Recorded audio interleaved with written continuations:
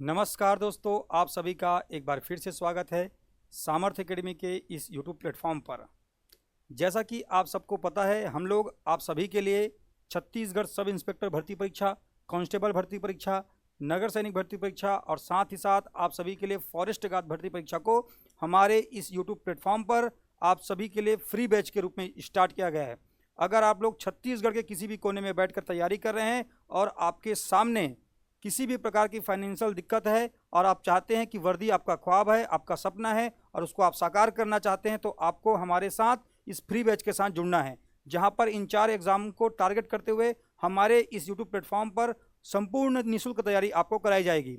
इसके संबंधित किसी भी प्रकार का प्रश्न आपको पूछना है, जानना है, तो आपको हमारे इस व्हाट्सएप नंबर पर अपने नाम, अपने एड्रेस और साथ ही साथ जिस भी एग्जाम को आप टारगेट करके पढ़ाई कर रहे हैं उसके साथ आपको मैसेज हमको करना है। आपको उस बैच में ऐड कर दिया जाएगा और आप सबको हम बता दें, जिस बैच में आपको हम ऐड करेंगे उस बैच में आपको याद रखना है, व्हाट्सएप के थ्रू आप वहां पर ऐड होंगे, उसके थ्रू आपको उस बैच में ऐड कर दिया जाएगा। अब जब आप ऐड हो जाएंगे तो आपको जो क्लासेस यहाँ पर प्रोवाइड कराया जाता है पूरे सप्ताह भर, जिसमें से सोमवार से शुक्रवार सुबह 10 बजे छत्तीसगढ़ जीएस की क्लास चल रही है, जिसको मैं आप सभी के लिए लेकर के आता हूँ, और शाम को 5 बजे इंडियन जीएस के सेक्शन में आशीष सर आप सबके लिए पॉलिटी अर्थात भारतीय संविधान की क्लासेस आपके लिए लेकर के आ रहे हैं। तो आपको अच्छे से पढ़ना है। सोमवार से शुक्रवार तक शाम 5 बजे। शनिवार को जो क्लासेस होंगी उसका आप सबको हमारे एप्लीकेशन पर आप सबको ऐड करके हम लोग कुछ दिनों में वहां पर आपके लिए टेस्ट हम लोग प्रोवाइड कराएंगे। उस टेस्ट में आपकी रैंकिंग आएगी, उसको देख करके आप आकलन कर पाएंगे कि आप कितने पानी में है, आपकी तैयारी कैसे चल रही है। अगर आपको नोट्स बनाना है तो आपको पीडीएफ कहाँ से मिलेगा, तो आप सबको पीडीएफ के लिए हमारा टेलीग्राम चैनल आपको ज्वाइन करना है, सामर्थ्य एकेडमी के टेलीग्राम चैनल को ज्वाइन करना है, जिसका लिंक आपको डिस्क्रिप्शन में मिल जाएगा। आप वीडियो के नीचे मोर पर क्लिक करेंगे तो वहां पर नीचे आपको हमारा इंस्टाग्राम और टेलीग्राम का लिंक मिलेगा। आपको टेलीग्राम वहां पर जाकर के ज्वाइन कर लेना है, जहां पर आपको पूरे क्लासेस के पीडीएफ आपको वहां पर प्राप्त हो जाएंगे। ठीक है जी, ये बिल्कुल निःशुल्क क्लासेस है, किसी भी प्रकार की यहाँ पर कोई भी चार्जेस आपको नहीं लिया जाएगा आपके एग्जाम तक, और आपके एग्जाम के लिए जितना भी बेहतर हो सकता है हम करने का प्रयास आपके लिए यहाँ पर करेंगे। ठीक है, तो आप सबसे एक बार फिर से रिक्वेस्ट है, अगर कोई भी बंधुजन, कोई भी एस्पिरेंट जो हमारे इस वीडियो को आज पहली बार देख रहे हैं, उसको क्या करना है, उसको करना है हमारे इस यूट्यूब प्लेटफॉर्म को सब्सक्राइब और बेल आइकन को करना है प्रेस, ताकि आप सभी को जो भी हमारे यहाँ संचालित कक्षाएं हैं उसका नोटिफिकेशन टाइम पर मिल सके। इसके साथ साथ आपको लाइक, कमेंट और शेयर करना नहीं भूलना है। जब आप कमेंट करते हैं तो हमारा जो मोटिवेशन है जी थोड़ा सा हाई होता है और हम आपके लिए काम करने के लिए और भी प्रेरित होते हैं। तो चलिए, हमने पढ़ना स्टार्ट किया था प्राकृतिक विभाजन, और इस प्राकृतिक विभाजन वाले चैप्टर में आज हम लोग जिस पर चर्चा करेंगे, जिस पर हम लोग बात करेंगे, वो है जसपुर सामरी पाठ प्रदेश। आपको याद रखना है 4 रीजन हमारे यहाँ है। देखिए, ये है जसपुर सामरी पाठ प्रदेश, हल्का सा पिंक कलर में, येलो में जो आपको दिख रहा होगा ये है पूर्वी बघेलखंड का पठार, और ये जो आपको दिख रहा है वाटर कलर में, ब्लू कलर में, तो आपको याद रखना है ये क्या है जी, ये है महानदी बेसिन, और नीचे जो आप देख पा रहे हैं ये है दंडकारण्य का पठार। 4 प्राकृतिक विभाजन के रूप में छत्तीसगढ़ को आपको पढ़ना होता है, और यहां से आपको हर एग्जाम में एक प्रश्न देखने को मिल जाएगा, क्योंकि आपको मैंने बताया था जैसा आपका गांव है, आपके गांव को अलग अलग पारा में जैसे बांट दिया जाता है, मोहल्ले में जैसे डिवाइड कर दिया जाता है, साहू पारा, यादव पारा, कुर्मी पारा, अलग अलग पारा में शहरों को अलग अलग है ना उपनगरों में डिवाइड कर दिया जाता है नगरों को, उसी प्रकार से छत्तीसगढ़ को भी 4 प्राकृतिक विभाजन में डिवाइड किया गया है, और इन 4 प्राकृतिक विभाजन के अंतर्गत भी हम लोग इसके सब कह सकते हैं उप विभागों को भी हम लोग इसको पढ़ेंगे। ठीक है, तो आपको याद रखना है उप विभाजन जो किया गया है इन क्षेत्रों को, उसको भी हमको पढ़ना होता है, वहां से आपके लिए प्रश्न आपको देखने को मिलेंगे। तो चलिए फटाफट हम लोग एक बार रिवीजन कर लेते हैं कि हमने क्या क्या देखा था। यह है आपका जसपुर सामरी पाठ प्रदेश। क्या है? जसपुर सामरी पाठ प्रदेश। और जसपुर सामरी पाठ प्रदेश का आपको हमने क्या बताया था? जसपुर सामरी पाठ प्रदेश, पहले तो आपको याद रखना है जसपुर सामरी पाठ प्रदेश है। उसी प्रकार आपको याद रखना है जसपुर सामरी पाठ प्रदेश का हमने आपको क्या बताया था? आपको हमने बताया था जी क्षेत्रफल, और हमने बताया था आपको परसेंटेज। ठीक है, क्षेत्रफल कितना था? 6200 8 वर्ग किलोमीटर। तो आपको याद रखना है एरिया कितना है, अगर आपसे कोई पूछे तो आप बताएंगे 6208 वर्ग किलोमीटर में जसपुर सामरी पाट प्रदेश का आपको विस्तार छत्तीसगढ़ के उत्तर पूर्व दिशा में आपको देखने को मिलेगा, नॉर्थ ईस्ट में आपको देखने को मिल रहा होगा। आप लोग अगर इसका डायरेक्शन देख पा रहे हैं उत्तर पूर्व दिशा में, मैंने प्रीवियस क्लास में आपको इसके बारे में इंट्रोडक्शन की क्लास में चर्चा पहले भी किया हुआ है, उस क्लास को भी आपको जाकर देखना है, क्योंकि किसी भी चीज़ के इंट्रोडक्शन को, परिचय को, बेस को अगर आप नहीं समझते हैं तो वो पूरा क्लास आपका हमेशा के लिए अधूरा रह जाता है। ठीक है, आपको उसको भी देखना है, वहाँ से थोड़ा सा चीज़ें समझ में आ जाएंगी।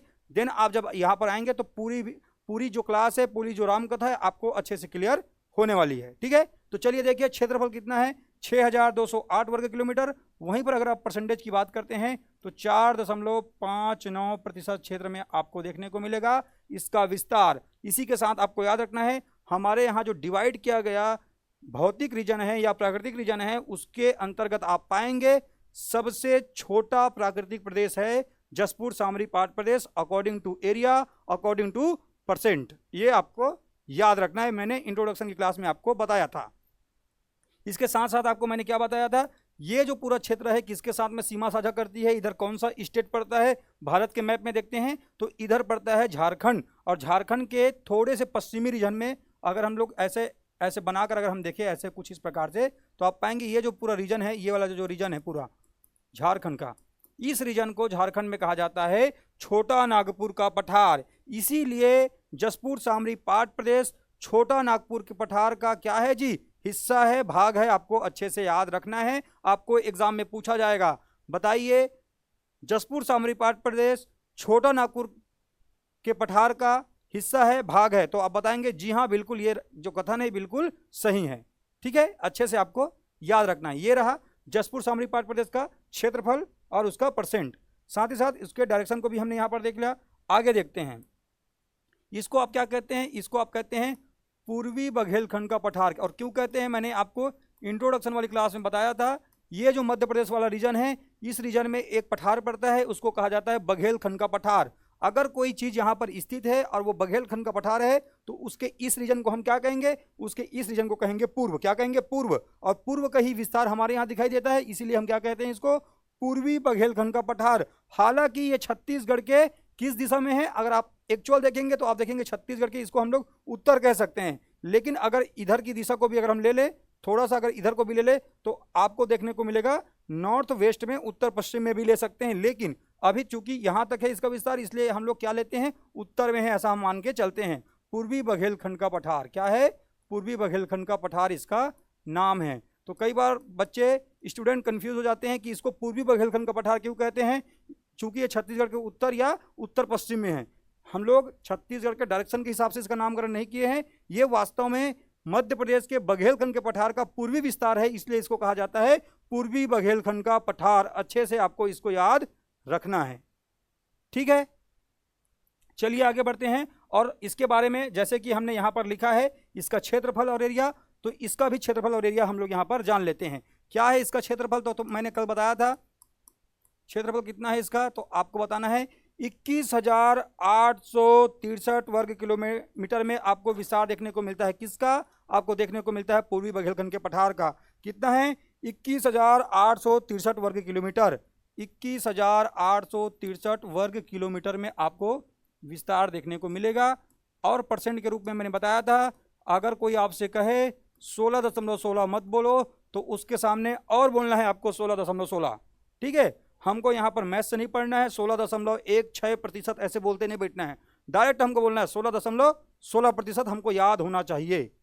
बात खत्म, एग्जाम निकलना चाहिए, हमको एग्जाम में सही आंसर टिक करके आना है। हमको किसी को यहाँ पर ये नहीं बताना है कि ये 16.16% क्षेत्र में इसका विस्तार है, हमको ऐसा नहीं करना है, हमको एग्जाम को टारगेट करना है। ठीक है, 16.16% बोल लेंगे, 21,863 वर्ग किलोमीटर में इसका विस्तार आपको देखने को मिलेगा पूर्वी बघेलखंड का पठार का।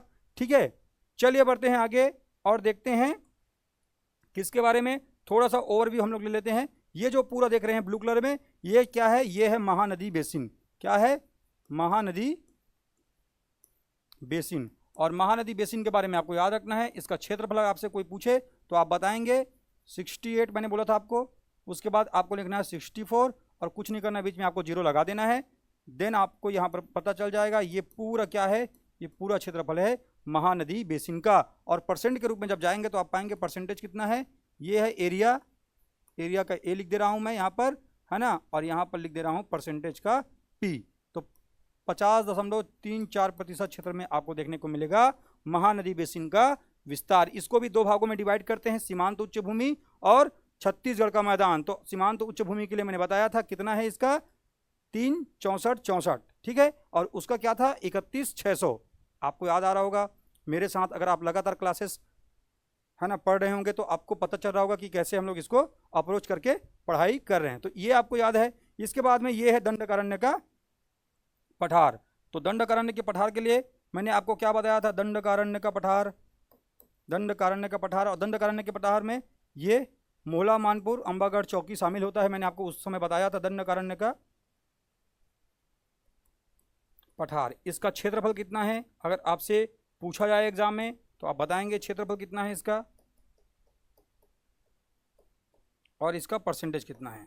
तो पहले तो आप बताएंगे क्षेत्रफल कितना है, तो बताएंगे क्षेत्रफल भैया इसका कितना है, चलिए बताइए इसका क्षेत्रफल कितना है। तो आप बताएंगे इसका क्षेत्रफल है 39,060 वर्ग किलोमीटर, ठीक है, 39,060 कितना है, 39,060 आपको याद रखना है, ठीक है।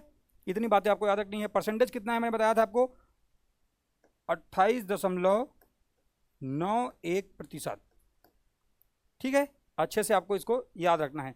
4 भागों में इसको डिवाइड किया गया है। आज हम लोग पढ़ेंगे जसपुर सामरी पाट प्रदेश के बारे में, अच्छे से डिटेल से पढ़ेंगे। जितना भी प्रश्न बनेगा उसको यहाँ पर हम लोग देखेंगे। अब एग्जाम में जो प्रश्न बनता है, प्रश्नों की प्रकृति को भी हमको डील करते हुए चलना चाहिए, क्योंकि पढ़ लेना भी काफ़ी नहीं होता है एग्जाम को क्लियर करने के लिए।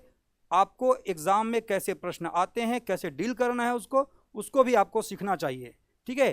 प्रश्न कैसे आते हैं, देखिए यहाँ पर आपको पूछा जाता है, एक तो प्रश्न पूछा जाता है यहाँ पर, देखिए डायरेक्ट प्रश्न पूछा जाएगा। 2 प्रश्न देखिए क्या है, बेसिक प्रश्न, छत्तीसगढ़ के प्राकृतिक विभाजन में सबसे छोटा रीजन या सबसे छोटा क्षेत्र कौन सा है, जसपुर सामरी पाट प्रदेश। चाहे एरिया कहे चाहे क्षेत्रफल कहे, क्योंकि जिसका क्षेत्रफल अधिक होगा उसका परसेंटेज अधिक होगा, है ना, और जिसका क्षेत्रफल कम होगा उसका परसेंटेज भी क्या होगा जी, उसका परसेंट भी क्या है, कम ही होने वाला है, आपको याद रखना है। तो दोनों में जसपुर सामरी पाट प्रदेश कम हो जाएगा और बड़े में महानदी बेसिन आ जाएगा, इस बात को आप लोग जान रहे हैं। अब एग्जाम में यहाँ से तीसरा टाइप क्या बनेगा, 2 टाइप तो एक होगा, एक छोटा एक बड़ा। अब इससे क्या प्रश्न बनता है, प्रश्न बनता है, एक होता है अवरोही क्रम, क्या होता है, अवरोही क्रम, और एक क्या होता है, एक को कहते हैं आरोही क्रम। अब कितने ही ऐसे बच्चे हैं जिनको अवरोही क्रम में और आरोही क्रम में शब्द देखते ही उनका माथा क्या हो जाता है जी, माथा उनका घूम जाता है, उनको समझ में नहीं आता है अब अवरोही क्या है, आरोही क्या है। तो आपको हम बता दें, बेहद आसान है, बचपन से आप लोगों के लिए ऐसे कई लोगों ने बताया भी होगा, ऐसे मैं मान के चल रहा हूँ। ये जो पहला टर्म है इसको देखना है, अक्षर को देखना है, अ और आ। यहाँ पर जो अ लिखा हुआ है ये क्या है, इससे आप समझ जाएंगे इसका मतलब है घटते क्रम। क्या है, ऐसा जब थोड़ा सा इसको और सरल कर देते हैं तब शायद हमको समझ में आए। इसका मतलब होता है घटते क्रम, और यहाँ पर बड़ा लगा हुआ है, आ लिखा हुआ है, तो इसको आप कह लेंगे बढ़ते क्रम। लेकिन इस बात से भी आपको याद रखना है, घटते क्रम कहने का मतलब क्या है, घटते क्रम कहने का मतलब क्या समझते हैं जी, घटते क्रम कहने का मतलब होता है, देखिए एक ऐसा बड़ा कोई आप समझ सकते हैं कोई स्थान है, उसके बाद एक छोटा ऐसे स्थान है, देन उसके बाद आपको देखने को मिले एक और छोटा स्थान, फिर उसके बाद में एक और छोटा ऐसा स्थान। तो इसको आप क्या कहेंगे, घटते क्रम। बड़े से छोटे की ओर आप जा रहे हैं, घटते क्रम, है ना, घटते क्रम, बड़े से छोटे की ओर घटते क्रम। तो याद रखना है घटते क्रम में क्या करना होता है, आपको सबसे पहले बड़े को रखना होता है, देन उसके बाद बड़ा है उसको, फिर उसके बाद में सबसे छोटे को रखना होता है, आपको याद रखना है। उसी प्रकार से आरोही क्रम में क्या करते हैं, आरोही क्रम अर्थात बढ़ते क्रम में आप क्या करते हैं, बढ़ते क्रम में इसी के जस्ट अपोजिट आपको करना होता है, सबसे पहले छोटे को, फिर उससे थोड़ा बड़ा, फिर उससे थोड़ा बड़ा, उसके बाद में सबसे बड़े को आपको ऐसे अरेंज करना होता है, किसमें, बढ़ते क्रम में। मतलब छोटे से बड़े की ओर जाना बढ़ते क्रम है, और घटते क्रम का मतलब है बड़े से छोटे की ओर आना। अब ऐसे आपको एग्जाम में प्रश्न पूछ लिया जाएगा, तो इसके अकॉर्डिंग इसको आपको अरेंज करना होगा। तो इसके अकॉर्डिंग अगर आपको अवरोही क्रम पूछ ले, अवरोही अर्थात घटते क्रम, तो आप क्या कहेंगे? घटते क्रम में, घटते क्रम में सबसे बड़ा सबसे पहले आएगा, तो इसमें महानदी बेसिन सबसे पहले आ जाएगा। देन आप देखेंगे दंडकारण्य का पठार, उसके बाद में पूर्वी बघेलखंड का पठार, उसके बाद में जसपुर सामरी पाट प्रदेश। आरोही क्रम में पूछ ले तो पहले ये आ जाएगा, दिन ये आ जाएगा, उसके बाद में ये, और लास्ट में महानदी बेसिन। क्लियर हुआ? इस प्रकार से आपको प्रश्नों को अप्रोच करना होता है एग्जाम में। ठीक है, आप सबको लगातार एमसीक्यूज के माध्यम से आपका कंसेप्ट भी क्लियर किया जाएगा, आपके एग्जाम के अप्रोच के हिसाब से आपको लगातार यहां पर प्रिपेयर कराया जाएगा। ठीक है जी, चलिए बढ़ते हैं जसपुर सामरी पाट प्रदेश की ओर। देखिए ये है जसपुर सामरी पाट प्रदेश के बारे में हम लोग पढ़ें, उससे पहले थोड़ा सा मैप के अकॉर्डिंग हम लोग ड्रॉ कर लेते हैं चीज़ों को, फिर आप सबके लिए ये बहुत आसान होने वाला है। ठीक है जी, थोड़ा सा मुझे समय देंगे।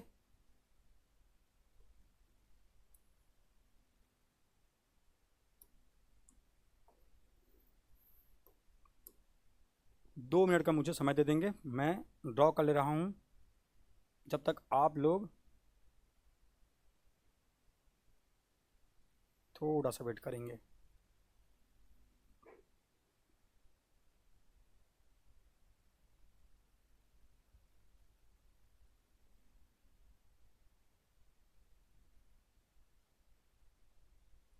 ठीक है, ये आप देखेंगे, ये क्या है, ये आपके लिए हमने बना दिया है जसपुर सामरी पाट प्रदेश को पढ़ने के लिए मैप। ठीक है, आपको अच्छे से याद रखना है। चलिए थोड़ा सा इसको ड्रॉ करते हैं कलर में, ताकि आप सबको अच्छे से समझ में आ सके। मैं थोड़ा सा आपका समय और लेना चाहता हूँ ताकि हम लोग इसको अच्छे से पढ़ पाएँ। ठीक है जी,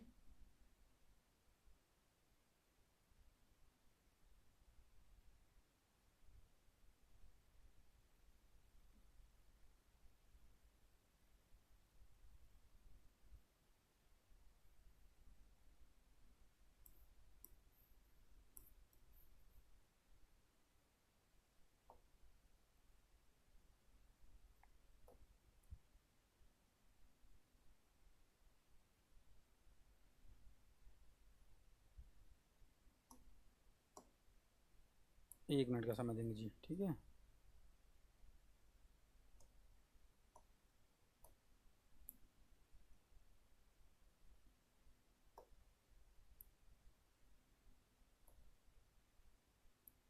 ये देखिए, ये जो है बलरामपुर जिला का थोड़ा सा दक्षिणी भाग है, इसको ऐसे हम लोग ड्रॉ कर ले रहे हैं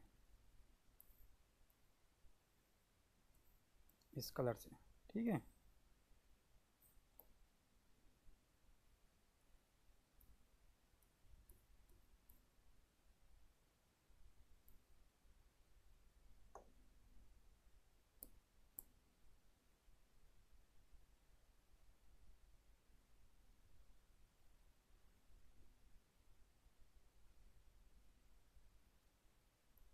देखिए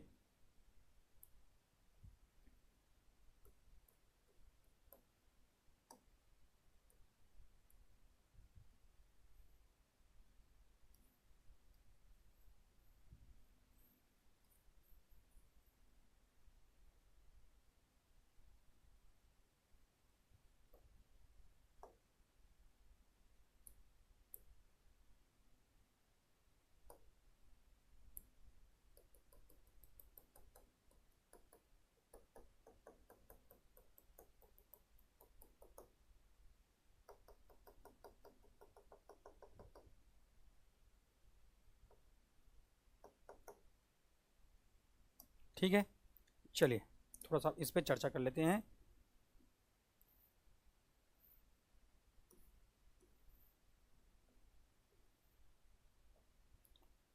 मैप को आपको अच्छे से देखना है, सब कन्फ्यूज़न का जड़ जो है आपका मैप होता है। इस बात को आपको आज अच्छे से समझ के चलना है ना। क्योंकि आप लोग जो है ना मैप अच्छे से समझते नहीं हैं, और उसके बाद में आप लोग जो भी पढ़ते हैं फिर वो पूरा आपके लिए बेकार हो जाता है। इसलिए आज आप लोग मैप को अच्छे से समझ लेंगे।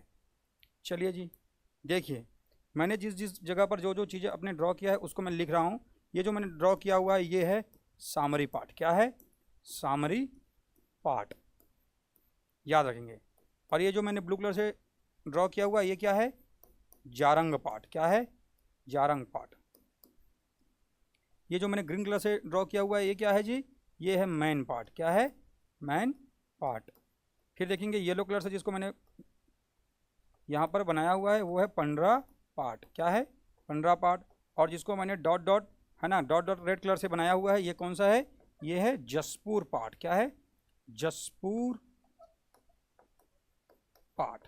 देखिए ये सभी पार्ट प्रदेश को आप अच्छे से देखेंगे, उसके बाद आपको मैं यहाँ पर बताने वाला हूँ इन पार्ट प्रदेश के बारे में क्या क्या विशेषताएं हैं आज की इस क्लास में। अच्छे से इसको आप देख लीजिए। इस मैप को आपको ऐसे ही बनाना है। इसके साथ साथ आपको कुछ इसमें और ऐड करना है, जैसे कि ये जो देख पा रहे हैं पिंक कलर में, इसको हमने क्या कहा है, सामरी पार्ट। इस सामरी पार्ट के इस रीजन को, जिसको मैं अब येलो कलर से डॉट डॉट बना रहा हूँ, इस रीजन को आपको ऐसे ही बनाना है किसी एक कलर से अपने हिसाब से, ठीक है। उसके बाद उसके एक इस साइड को आपको ऐसे डॉट डॉट ऐसे किसी एक कलर से बना लेना है। और इधर के साइड को क्या कहना है, ये वाला साइड क्या कहलाएगा, इसको आप कहेंगे लहसुन पार्ट। क्या कहेंगे, लहसुन पार्ट। लहसुन पार्ट। ये सब कहानी क्या है अभी हम लोग पढ़ेंगे, लहसुन पार्ट। और ये जो आपने अभी येलो येलो बनाया है इधर डॉट डॉट, इसको आप क्या कहेंगे जी, इसको आप कहेंगे जमीर पार्ट। क्या कहेंगे, जमीर पार्ट। तो इतने पार्ट रीजन के बारे में आपको छत्तीसगढ़ में जसपुर सामरी पार्ट जो ओवरऑल पूरा आप लोग पढ़ते हैं उसके अंतर्गत आपको पढ़ना होता है। देखिए इस है ना, इस चित्र को आपको अच्छे से देखना है, इस इमेज को, उसके बाद आपको समझना है इसमें क्या है। ये ऊपर को आपको समझना है, ये जिला कौन सा है, ये जिला है बलरामपुर। देखिए बलरामपुर जिला में आपको पूरा हमने बनाया है क्या, यहाँ पर पूरा पार्ट रीजन हमने पूरा ड्रॉ किया है क्या, नहीं किया है। देखिए ये कौन सा जिला है, ये जिला है सरगुजा जिला है। सरगुजा जिला में हमने पूरा यहाँ पर पूरा पार्ट प्रदेश को ड्रॉ किया है क्या, हमने नहीं किया है। और ये पूरा जिला क्या है, ये पूरा जिला है जसपुर। क्या है, जसपुर।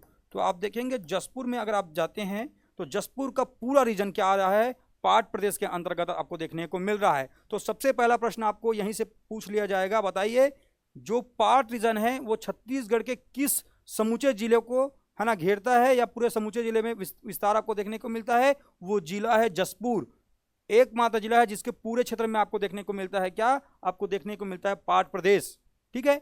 अगर आप सरगुजा की बात करते हैं तो सरगुजा में आपको लुंड्रा, बतौली, सीतापुर और मैन पार्ट वाला रीजन ही आपको दिखाई देता है, किसके अंतर्गत, पार्ट प्रदेश के अंतर्गत। जबकि वहीं पर बलरामपुर में आप आते हैं तो आपको बलरामपुर में देखने को मिलता है सामरी कुसमी वाला क्षेत्र।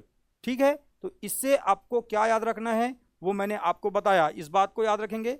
और देखेंगे ये जो सामरी पार्ट है, आप लोग देखते होंगे सामरी पार्ट के अंतर्गत आपको पढ़ने को मिलता होगा, कई लोग आपको बताते होंगे, सामरी पार्ट के अंतर्गत आपको देखने को मिलता होगा छत्तीसगढ़ का आपकी सबसे हाईएस्ट पीक, आपको बताते होंगे पढ़ाने वाले, छत्तीसगढ़ की सबसे ऊंची चोटी गौर लाटा स्थित है, गौर लाटा, जिसकी ऊंचाई 1225 मीटर है, ऐसा भी आपको पढ़ाते होंगे। और वो आपको गलत नहीं पढ़ा रहे हैं, मैं आपको बता रहा हूँ। क्या हुआ था, एक बार एग्जाम में प्रश्न आया हुआ था, बताइए गौर लाटा छत्तीसगढ़ के किस रीजन में या किस पार्ट प्रदेश में स्थित है। उसमें ऑप्शन दिया गया था Samri part, Jarang part, Main part और जसपुर पार्ट। आंसर क्या लिया गया था, सामरी पार्ट। गलत ये भी नहीं है। क्यों गलत नहीं है, क्योंकि आपको याद रखना है ये पूरा समूचा भाग क्या कहलाता है, सामरी पार्ट कहलाता है।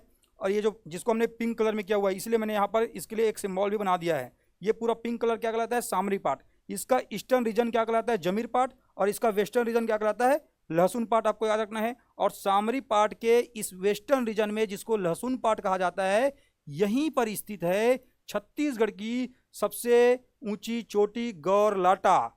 ठीक है, आपको याद रखना है, जो कि पार्ट प्रदेश की भी सबसे ऊंची चोटी है। चूंकि ऑप्शन में उस दिन लहसुन पार्ट नहीं था, और तत्कालीन समय में आप सबको पता होगा धीरे धीरे पुस्तकें जो हैं अपडेट होती जाती हैं, तो कुछ चीज़ें धीरे धीरे उन चीज़ों में अपडेट होती हुई आपको दिखाई देती है, और अलग अलग सोर्स से अलग अलग प्रश्न एग्जामिनर पूछता है, उसके बाद में चीज़ें ऐड होती हैं। तो आपको अब से याद रखना है, अगर ऑप्शन में लहसुन पार्ट ना हो तब आपको आंसर लेना है सामरी पार्ट, लेकिन अगर स्पेसिफाई करके पूछ लिया जाए और लहसुन पार्ट उसमें दिया गया हो तो आपको लहसुन पार्ट को आंसर लेना होगा, क्योंकि गौर लाटा इसी लहसुन पार्ट में स्थित है। और आपको याद रखना है, it is not only highest peak of part reason but also highest peak of entire Chhattisgarh. आपको याद रखना है, ये केवल पार्ट रीजन की सबसे ऊंची चोटी नहीं है, ये पूरे छत्तीसगढ़ की सबसे ऊंची चोटी है। इस बात को अच्छे से गांठ बांध करके याद रखना है।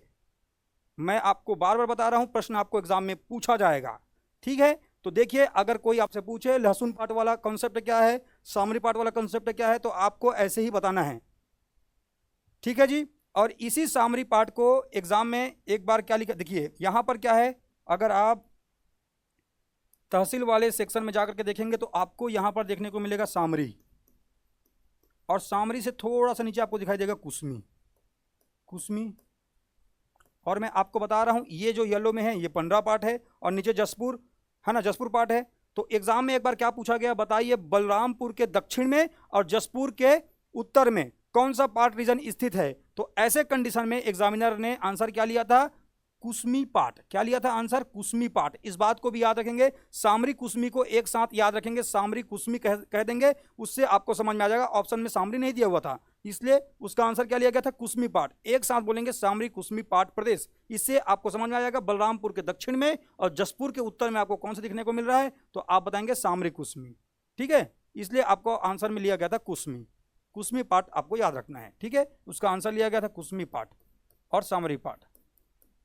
और ये जो येलो से मैंने बनाया है उसको कहते हैं जमीर पार्ट। आगे अभी हम लोग और इसको डिस्क्राइब करेंगे। तो ये मैप आपको अच्छे से याद होना चाहिए, आप इसको अपने कॉपी में इसी प्रकार से ड्रॉ करेंगे। और ये जो गौर लाटा है इसको भी आपको याद रखना है। गौर लाटा के साथ साथ सबका आपको यहीं पर मैं हाईएस्ट पिक बता दे रहा हूँ, आगे और बताऊंगा, लेकिन यहीं पर आपको सबका हाईएस्ट पिक याद रखना है। जैसे कि गौर लाटा की मतलब ऊंची चोटी कितना है, 1225 मीटर है, जो कि लहसुन पाट में स्थित है। और ये सामरी पाट का ही क्या है, एक भाग है, मैंने बता दिया। सामरी पाट के ईस्ट में क्या है, वेस्ट में क्या है, ऐसा भी प्रश्न बनेगा, आप बताएंगे। पूर्व में है इसके जमीर पाट, पश्चिम में है इसके लहसुन पाट। ठीक है, जिला कौन सा है, बलरामपुर जिला है, ये भी आप याद रखेंगे। जमीर पाट की ऊंचाई अगर आपसे कोई पूछे तो बताएंगे 1049 मीटर की ऊंचाई है। बाकी चीजें आपको पुस्तकों में एज इट इज लिखा हुआ मिल जाएगा। जो कंसेप्ट है वो मैं आपको बता रहा हूं, आपके दिमाग में ऐसी ही बातें उतरनी चाहिए जो मैं आपको यहां पर बोल रहा हूं। ठीक है, जमीर पाट की ऊंचाई 1049 मीटर, गौलाटा की ऊंचाई 1225 मीटर। चलिए बढ़ते हैं आगे और देखते हैं इस 15 पाट की ऊंचाई। 15 पाट को मैं बगल में लिख दे रहा हूं, जिसकी जिसकी ऊंचाई यहां पर आप हमको ज्ञात है उसके बारे में हम लोग यहाँ पर लिख लेते हैं। जैसे कि 15 पाट की ऊंचाई 1123 मीटर है, और जारंग पाट की ऊंचाई कितनी है, तो जारंग पाट की ऊंचाई आपको देखने को मिलेगा 1145 मीटर। तो यहां पर मैं लिख दे रहा हूं 1145 मीटर जारंग पाट, और मैन पाट का कितना है, 1152 मीटर ऊंचाई है।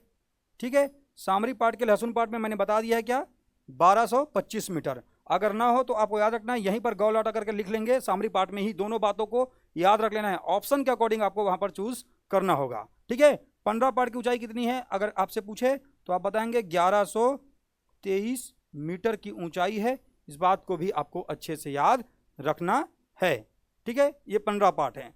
जसपुर पार्ट के बारे में जब जाएंगे तो देखेंगे इसकी एवरेज हाइट दिया हुआ है, एग्जैक्ट हाइट नहीं दिया है। जसपुर के एवरेज हाइट में देखेंगे 275 से लेकर के 500 मीटर तक की ऊंचाई। इसीलिए ये जो क्षेत्र है जसपुर पाट प्रदेश, इसको कहा जाता है नीच घाट। ये जो जसपुर पाट है जिसको हमने डॉट डॉट रेड कलर से बनाया हुआ है, इसको कहते हैं नीच घाट। और ये जो बलरामपुर के जो हाईएस्ट पीक वाले जो क्षेत्र हैं इनको कहा जाता है ऊपर घाट। आगे अभी हम लोग आज की क्लास में देखने वाले हैं। ठीक है, इस मैप को अच्छे से आप अपने दिमाग में उतार लीजिए। ठीक है, चलिए बढ़ते हैं आगे, और मैं ऐसा उम्मीद कर रहा हूं आपको ये अच्छे से समझ में आया होगा। ठीक है जी, चलिए बढ़ते हैं आगे और देखते हैं अब जो प्रश्न आपको लाइन टू लाइन जो आपको एग्जाम में पूछा जाता है उसी के बारे में हम लोग चर्चा करेंगे। ठीक है, तो आपसे पूछा जाएगा सामरी पाट या ऊपर घाट। ठीक है, तो यहां पर आप देखेंगे जसपुर सामरी पाट प्रदेश के बारे में थोड़ा सा चीजें हम लोग यहां पर लिख लेते हैं, देन हम लोग सामरी पाट या ऊपर घाट के बारे में चलेंगे। तो जसपुर सामरी पाट प्रदेश के बारे में हम लोग लिख रहे हैं, इस बात को याद रखना है।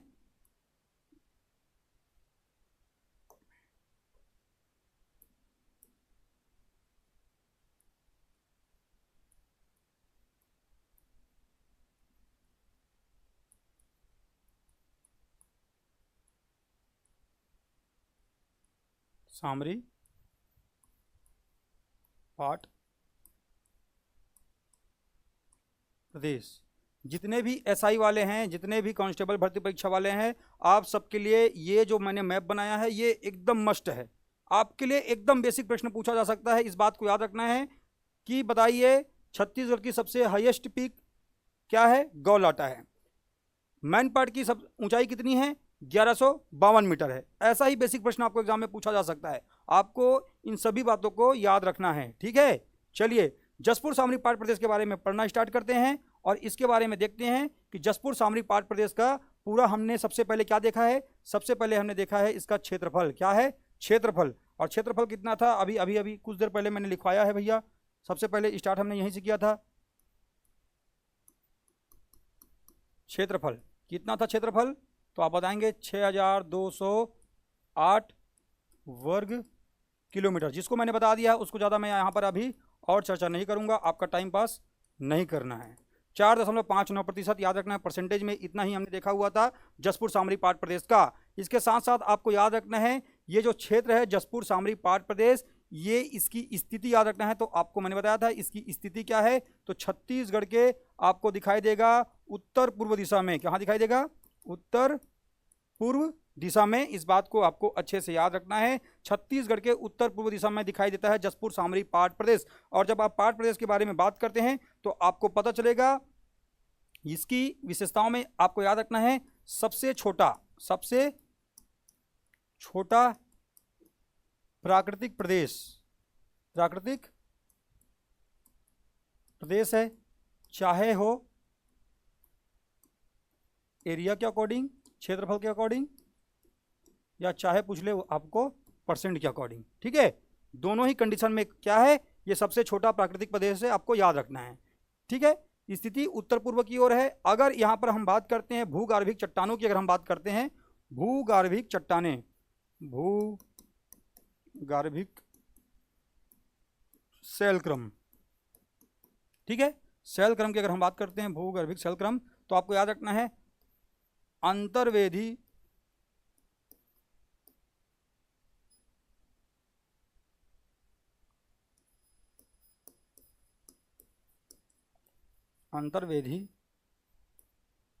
आग्नेय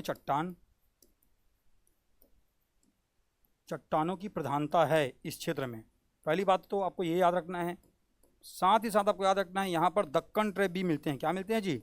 दक्कन ट्रैप भी आपको यहाँ पर दिखाई देते हैं। और जहाँ पर दक्कन ट्रैप दिखेगा वहाँ पर खनिज के रूप में आपको क्या मिलेगा, मैंने बताया था पहले भी, तो यहाँ पर खनिज के रूप में आपको दिखाई देगा बॉक्साइट। तो आपसे प्रश्न पूछा जाएगा एग्जाम में, बताइए पाट प्रदेश वाले रीजन में किस प्रकार के खनिज मिलते हैं। इसीलिए मैंने आपको पहले भूगर्भिक संरचना को पहले ही बता दिया था। आप बोलेंगे जहां दक्कन ट्रैप है आंख बंद करेंगे लगा देंगे बॉक्साइट, ठीक है। इस बात को याद रखेंगे। अंतर्वेदी आग्नेय चट्टानों की प्रधानता है, क्योंकि आप सबको मैंने बताया था जसपुर और रायगढ़ वाले क्षेत्र में आर्कियन क्रम की चट्टानें जब मैंने आपको बताया था तब बताया था कि इस क्षेत्रों में ये ग्रेनाइट के रूप में विस्तार दिखाई देता है। और आपको ये बात पता होगा कि जो आग्नेय चट्टान है वो क्या है जी? आग्नेय चट्टान क्या होता है? अंतर्वेदी होता है। इस बात को भी आपको मैंने क्लासेस के दौरान बताया था इग्नियस रॉक के बारे में, ठीक है। तो यहाँ पर अंतर्वेदी आग्नेय चट्टानों की प्रधानता है। साथ ही साथ यहाँ पर दक्कन ट्रैप मिलते हैं, और जहाँ पर दक्कन ट्रैप मिलेंगे वहाँ पर खनिज के रूप में बॉक्साइट आपको मिलना ही मिलना है, ठीक है। अच्छे से याद रखेंगे कैसे निर्माण हुआ है, प्राचीन शैल क्या है इसके, अंतर्वेदी आग्नेय चट्टान, दक्कन ट्रैप, खनिज, बॉक्साइट आपको याद रखना है। स्थलाकृति, इस क्षेत्र में किस प्रकार की स्थलाकृति मिलती है, किस प्रकार की संरचना मिलती है इस क्षेत्र की, तो आपको याद रखना है जो पाट प्रदेश होते हैं वो कुछ इस प्रकार से दिखाई देते हैं। और इस प्रकार की आकृति को क्या कहते हैं? सीढ़ी नुमा आकृति। क्या कहते हैं? सीढ़ी नुमा आकृति। सीढ़ी नुमा आकृति कहा जाता है। इस बात को आपको याद रखना है। सीढ़ी नुमा आकृति कहा जाता है किसको? पाट प्रदेश की स्थलाकृति को। तो आपको एग्जाम में पूछा जाएगा पाट प्रदेश की स्थलाकृति कैसी है। स्थलाकृति आपको याद रखना है किस प्रकार की है इसकी स्थलाकृति। सीढ़ी नुमा स्थलाकृति है जसपुर सामरी पाट प्रदेश की। और चूंकि इन क्षेत्रों में स्थलाकृति आपको दिखाई देती है इनकी संरचना, इसलिए यहाँ पर क्या होगा, ये जो क्षेत्र है यहाँ पर क्या होगा, इन क्षेत्रों में जो पानी आएगा वो लगातार ऐसे बह जाएगा, ढलानों में पानी आएगा ऐसा बह जाएगा। अब जब चीज़ें पानी जब बह जाती है तो आप सबको एक एग्जाम्पल के थ्रू समझाना चाहता हूँ, देख लीजिए थोड़ा सा, शायद आपको और अच्छे से समझ में आ जाए। ऐसे आप लोगों ने घरों में देखा होगा गमला, देखा है गमला। इस गमले में क्या होता है, इस गमले में ऐसे मिट्टी भरा होता है, आपने देखा होगा ऐसे मिट्टियाँ भरी होती हैं इनमें। इसके ऊपर आपने देखा होगा ऐसे कुछ पौधे लगे होते हैं, और रोज़ आप लोग क्या करते हैं, रोज़ इसमें आप लोग क्या करते हैं, ऐसे आप लोग पानी डालते हैं, ठीक है, पानी डालते हैं। चूँकि इन गमलों में नीचे नीचे क्या होता है, छोटा छोटा क्या बना होता है जी, छिद्र बने होते हैं, ऐसे ऐसे छिद्र बने होते हैं ताकि यहाँ से पानी निकल पाए। आप लोग देखे होंगे गमला में। तो लगातार जब आप लोग इसमें पानी डालते हैं तो वो पानी क्या होता है, इन छिद्रों से बाहर आता है, ठीक है, लगातार इन छिद्रों से पानी क्या होता है, बाहर आता है। और जब ये पानी लगातार इन छिद्रों से बाहर आता है तो आपको पता होगा इस मिट्टी में सूक्ष्म रूप से पोषक तत्व पाए जाते हैं जो वनस्पतियों के विकास के लिए सहायक होते हैं, पेड़ पौधों के विकास के लिए सहायक होते हैं। और लगातार पानी डालने के कारण, और वो पानी लगातार रिस करके इन छिद्रों से बाहर चले जाता है, इसके कारण क्या होता है, इसके कारण होता है इस मिट्टी के पोषक तत्वों में कमी। और ये मिट्टी जिस कारण से पोषक तत्वों को अपनी खो रही है, इस प्रक्रिया को कहते हैं लीचिंग की प्रक्रिया, या इसी को कहते हैं हिंदी में निष्छालन की प्रक्रिया। क्या कहते हैं, निष्छालन की प्रक्रिया या लीचिंग की प्रक्रिया। इस बात को अच्छे से आपको याद रखना है, ठीक है। तो लीचिंग या निष्छालन की प्रक्रिया के कारण ये पूरी मिट्टी के पोषक तत्व नीचे चले जाते हैं, और यही प्रक्रिया लगातार आपको देखने को मिलता है इस स्थलाकृति जो कि सीढ़ी नुमा है इस क्षेत्र में। इसीलिए इस क्षेत्र में जो पाई जाने वाली मिट्टी है उसको आप कहते हैं लेटेराइट मृदा। क्या कहते हैं, लेटेराइट मृदा। और लेटेराइट मृदा में आप सभी को पता होगा इसका निर्माण कैसे होता है, निष्छालन या लीचिंग की प्रक्रिया के तहत। इसको आपको एग्जाम में पूछा भी जा चुका है, इसको याद रखना है। लेटेराइट मृदा का निर्माण किसके तहत होता है, लीचिंग की प्रक्रिया, लीचिंग या इसी को हिंदी में कहते हैं निष्छालन। और इस प्रक्रिया में मिट्टी में पाए जाने वाले पोषक तत्व बहकर नीचे चले जाते हैं, और वो मिट्टी जो है क्या हो जाती है, ऊसर हो जाती है, अनउपजाऊ हो जाती है। इसीलिए कहते हैं लेटेराइट मृदा अम्लीय प्रकृति की होती है। और इसी साल सीजीपीएससी प्री में पूछा गया था, निम्नलिखित में से बताइए सर्वाधिक अम्लीय प्रकृति की मृदा कौन है, और उसका आंसर था लेटेराइट मृदा। इसको भी आपको याद रखना है। और ये अनुपजाऊ होती है, ऊसर होती है, ऊसर और अनुपजाऊ पर्यायवाची शब्द है, हिंदी के लिए याद रखना है, ठीक है। सभी चीजें एक दूसरे से कनेक्टेड है। दिमाग को खोलकर आपको कानों से हर बातों को अच्छे से सुनना है, तब जाकर के आपका एग्जाम क्लियर हो पाएगा, ठीक है। लीचिंग या निष्छालन की क्रिया अम्लीय प्रकृति की होती है, लेटेराइट मृदा। और इस मृदा में कृषि योग्य नहीं होती है ये जो मृदा है वो, इसमें केवल क्या होता है, इसमें बागवानी फसल होती है। क्या होती है, बागानी फसल या बागवानी फसल होती है, बागानी फसल। और बागानी फसल के लिए आपको याद रखना है यहाँ पर चाय, लीची, टमाटर, इसको आपको अच्छे से याद रखना है। इस प्रकार के फसलें इसमें बोई जाती हैं, और यही जो चीज़ें हैं इसमें हो सकती हैं, इसको याद रखना है। ज़्यादा अन्य प्रकार की फसलें जैसे आप धान वगैरह के लिए चाहेंगे, गेहूं वगैरह के लिए चाहेंगे, तो यहाँ पर इस प्रकार की कृषि संभव नहीं है, क्योंकि ये जो मृदा होती है लेटेराइट, इसमें क्या है जी, पोषक तत्वों की कमी हो जाती है, क्योंकि इसका निर्माण ही लीचिंग या निष्छालन की प्रक्रिया के तहत होता है। और वो प्रक्रिया क्या है मैंने आपको पहले ही बता दिया है। तो याद रखना है, पाट प्रदेश वाले रीजन में आपको क्या मृदा मिलेगी, लेटेराइट मृदा। आकृति क्या होगी, सीढ़ी नुमा होगी, इस बात को आपको याद रखना है। फसल क्या होंगे, बागानी फसल, चाय, लीची, टमाटर टाइप के फसलें आपको यहाँ पर देखने को मिलने वाली है। इस बात को आपको अच्छे से याद रखना है, ठीक है। आई होप आप सभी को जसपुर सामरिक पाट प्रदेश के बारे में जितनी भी चीज़ें मैंने अभी बताया है आपको क्लियर हो गया होगा, ऐसे मैं मान करके चल रहा हूँ, ठीक है। चलिए अच्छे से आपको इन सभी चीज़ों को याद रखना है। मैन पार्ट की ऊंचाई कितना है, 1152 है, आपको मैंने अभी कुछ देर पहले बताया है। तो जसपुर सामरिक पाट प्रदेश के बारे में जितनी भी चीज़ें पूछी जा सकती है मैंने आपको यहाँ पर बता दिया है, ठीक है। इन क्षेत्रों में आपको याद रखना है किस प्रकार के खनिज पाए जाएंगे। तो आपको मैंने बताया खनिज के लिए बॉक्साइट खनिज यहाँ पर आपको दिखाई देगा, ठीक है, इस बात को भी आपको याद रखना है। ठीक है जी, चलिए बढ़े क्या आगे, आगे बढ़ते हैं और देखते हैं इसके बारे में। मैंने बताया था ये छोटा नागपुर के पठार का क्या है, छोटा नागपुर के पठार का हिस्सा है, इस बात को भी आपको याद रखना है। इन क्षेत्रों में अगर आपको देखना है, इन क्षेत्रों में तो आपको याद रखना है नदियों के बारे में। तो हम लोग अभी पढ़ेंगे आगे, यहाँ पर ही मैं आपको जो पीछे मैप है उसमें ही बता देता हूँ। ये जो आप 15 पार्ट देख रहे हैं, इस 15 पार्ट में आपको यहाँ पर दिखाई देगा, ये जो 15 पार्ट है, इस 15 पार्ट के ऊपर में यहाँ पर आपको दिखाई देगा एक चोटी, इसको कहते हैं बखोना चोटी, और नीचे आपको दिखाई देगा एक पहाड़ी, इसको कहते हैं खुर्जा पहाड़ी। क्या कहते हैं? खुर्जा पहाड़ी। तो 15 पार्ट के बखोना चोटी से एक नदी का उद्गम होगा, इसको कहते हैं हम लोग कन्हार रिवर। क्या कहते हैं? कन्हार नदी। क्या कहते हैं जी? कन्हार नदी। तो यहां से एक नदी निकलेगी ऐसे, एक सेकंड जी ना, कुछ इस प्रकार से ऐसे, और झारखंड के साथ सीमा बनाते हुए ऐसे निकल जाएगी, आपको याद रखना है। तो ये कौन सी नदी है? तो आपको याद रखना है ये नदी है कन्हार नदी। कहाँ से निकल रही है? 15 पार्ट के बखोना चोटी से, आगे मैं आपको अभी बताने वाला हूँ। और इसी 15 पार्ट के इस खुर्जा पहाड़ से एक नदी का उद्गम होता है जिसको कहा जाता है ईब नदी। ईब नदी जसपुर में 87 किलोमीटर प्रवाहित होती है, देन उसके बाद में महानदी में जाकर के संबलपुर के पास मिल जाती है। इसकी टोटल लंबाई 202 किलोमीटर है, लेकिन छत्तीसगढ़ में कितनी बहती है? ये मात्र 87 किलोमीटर। आपको याद रखना है, ये प्रश्न भी आपसे पूछा जाएगा, रिवर सिस्टम में मैं बताऊंगा। अभी केवल याद रखना है इन क्षेत्रों में ईब, कन्हार और मैनी जैसी नदी। मैनी किसकी सहायक नदी है? मैनी सहायक है इसी ईब नदी की, आपको याद रखना है। तो कन्हार, ईब और मैनी जैसी नदियां इस पाट प्रदेश वाले रीजन से क्या होती है? याद रखना है, इस पाट प्रदेश वाले रीजन से होकर के प्रवाहित होती है, इस बात को भी आपको अच्छे से याद रखना है। ठीक है, इसीलिए इसका ढलान आपसे पूछा जाएगा तो आप बताएंगे।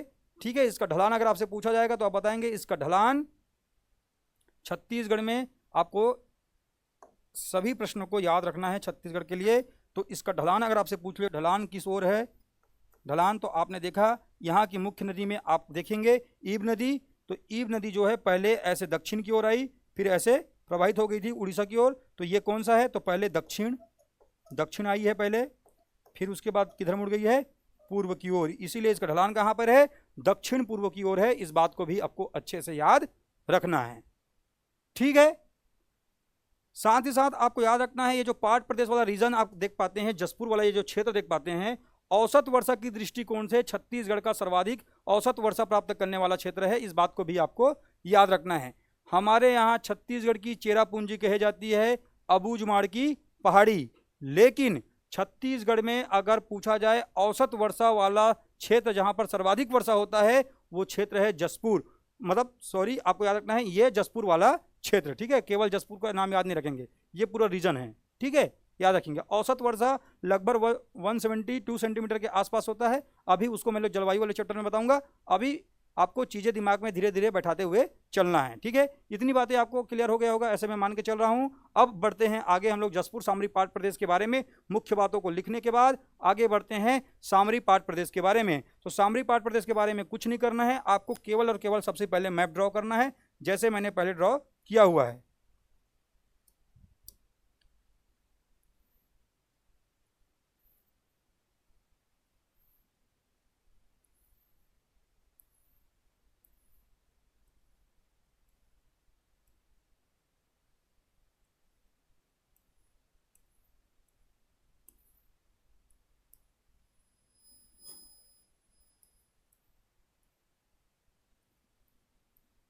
ठीक है, पिछले वाले इस वाले स्लाइड में आपको एक बात और नोट कर लेना है, अगर कोई है ना, अगर आप लोग जसपुर सामरी पाट प्रदेश का अगर आपको पूछे विस्तार कितने जिलों में है, तो आपको विस्तार को यहाँ पर मैं लिखवा दे रहा हूँ विस्तार।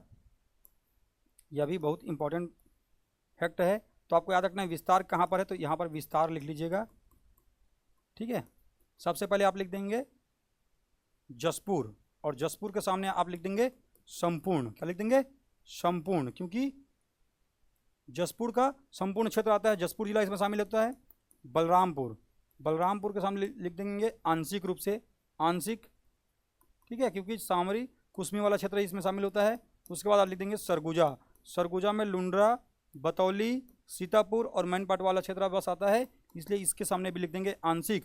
एग्जाम में यहीं से प्रश्न पूछ लिया जाएगा, बताइए जसपुर सामरी पाट प्रदेश के अंतर्गत कितने जिले शामिल हैं, तो आप बताएंगे 3 जिले। बताइए इसके अंतर्गत पूर्णतः कितने जिले शामिल है, केवल 1, और आंशिक रूप से कितने जिले शामिल है, केवल 2।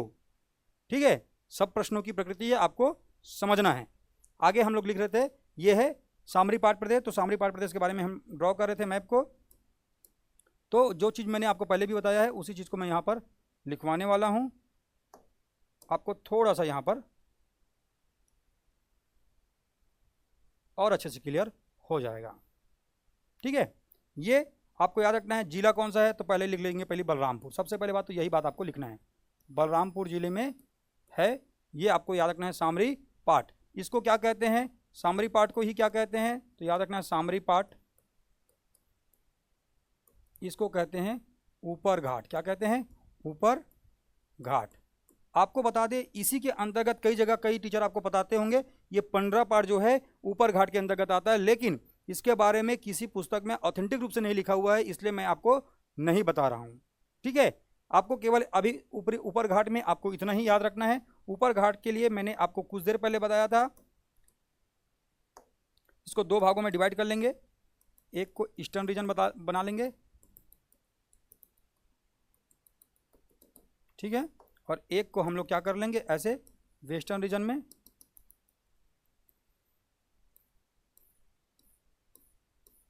कुछ इस प्रकार से। ठीक है, और इसको हम लोग कह लेंगे लहसुन पाट,